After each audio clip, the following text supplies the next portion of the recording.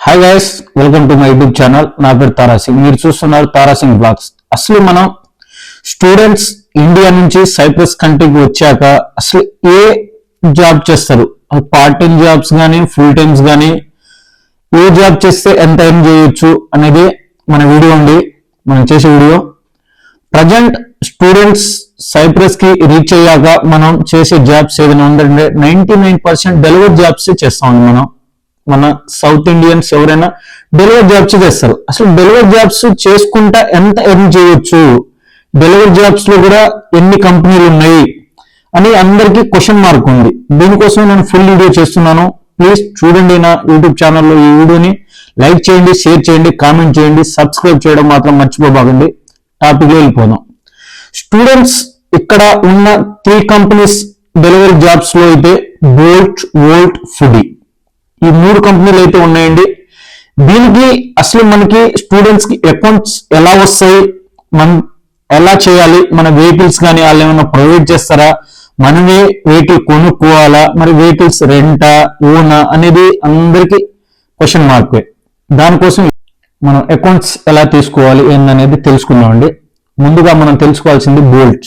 ఇక్కడ 3 కంపెనీస్ ఉంటాయని చెప్పే కదా, బోల్ట్, వోల్ట్, ఫుడీ. ముందు ఫుడీ గురించి తెలుసుకుందాం. ఫుడీ అవర్లీ లెక్క చేయాలండి. మనం అవర్లీ లెక్క అంటే మనం స్లాట్స్ బుక్ చేసుకొని నెక్స్ట్ వీక్ చేయాలంటే ఈ వీక్ మండేకి స్లాట్స్ బుక్ చేసుకొని చేయాలి. అది కూడా బ్యాచెస్ ఉంటాయి, దీంట్లో కూడా 5 బ్యాచెస్ ఉంటాయి. నెంబర్ 1 కి ఎక్కువ ప్రిఫరెన్స్ ఇస్తుంది, తర్వాత నెంబర్ 2, నెంబర్ 3 అలా ఇచ్చింది.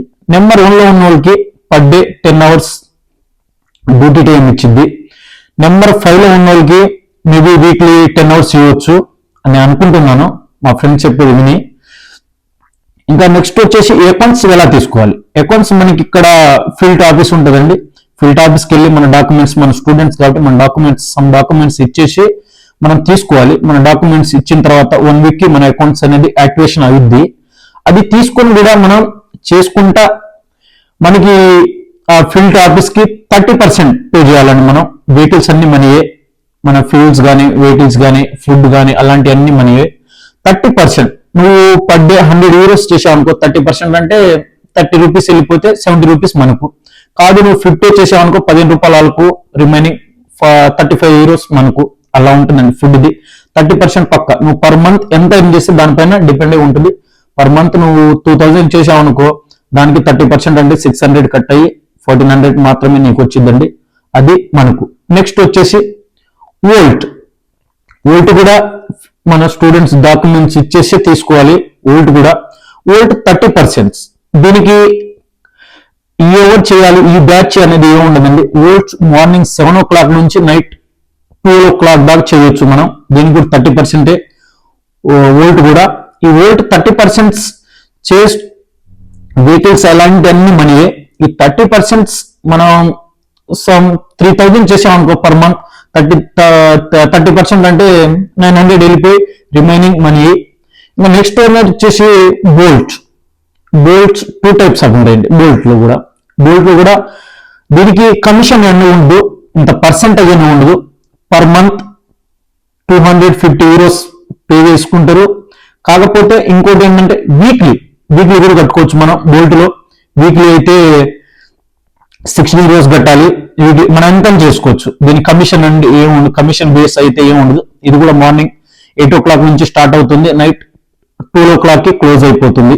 ఇది కూడా దీనికి అవర్లీ అని ఏముండదు. ఏ ఆర్డర్ అయినా యాక్సెప్ట్ చేయొచ్చు, చేయకపోవచ్చు, అది నీ ఇష్టం. ఫుడ్ మాత్రం అన్ని ఆర్డర్లు 99% యాక్సెప్ట్ చేయాల్సిందే. ఎంత లాంగ్ ఇచ్చినా, ఎంత పికప్ ఇచ్చినా, లాంగ్ ఇచ్చినా, ఏది ఇచ్చినా చేయాల్సిందే, తప్పదు. నువ్వు చేయకపోతే ఫుడ్ బ్యాచ్ తగ్గిపోతుంది. వోల్ట్ అలా కాదు, ఎంతైనా ఎర్న్ చేసుకోవచ్చు. అది నెక్స్ట్ వన్ వచ్చేసి అన్ని ఈ 3 అకౌంట్స్ మన స్టూడెంట్స్ కి ఎక్కడ తీసుకోవాలన్నా ఫీల్డ్ ఆఫీస్కి వెళ్ళి తీసుకోవాలి. నెక్స్ట్ వన్ వచ్చేసి మనం ఎంత ఎర్న్ చేయొచ్చు అనేది. నేనైతే బోల్ట్ చేస్తున్నాను, ప్రజెంట్ 2 years నుంచి బోల్ట్ చేస్తున్నాను. లైఫ్ అయితే సాగుతుంది బెటర్ గా. కానీ మనకి ఇండియాలో ఉన్నప్పుడు ఏజెంట్లు చెప్పే ఎక్స్పెక్ట్ అయితే చేయబాకండి.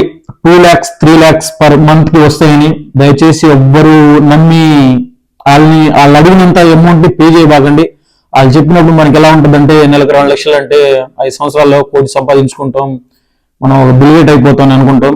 కాదు, ఎండలో చేయాలి, వర్షంలో చేయాలి, చలికి చేయాలి, నైట్ 12-1 దాకా చేయాలి. ఒక్కటి ఆలోచించుకోండి.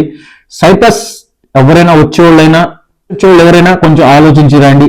లో ప్రైజ్ లో అవుతున్న కంట్రీ ఏదైనా ఉందంటే అది సైప్రస్. సైప్రస్ రావడానికి, తక్కువ బడ్జెట్ లో రావడానికి సైప్రస్ బెస్ట్ కంట్రీ అండి. కాకపోతే కొంతమంది ఏజెంట్లు కూడా మోసపోతున్నారు. 8 లక్షలు, 9 లక్షలు, 10 లక్షలు కట్టేసి. దయచేసి నేను చెప్తున్నా, తల్లిదండ్రులకి ఎవరికైనా నా వీడియో చూడండి.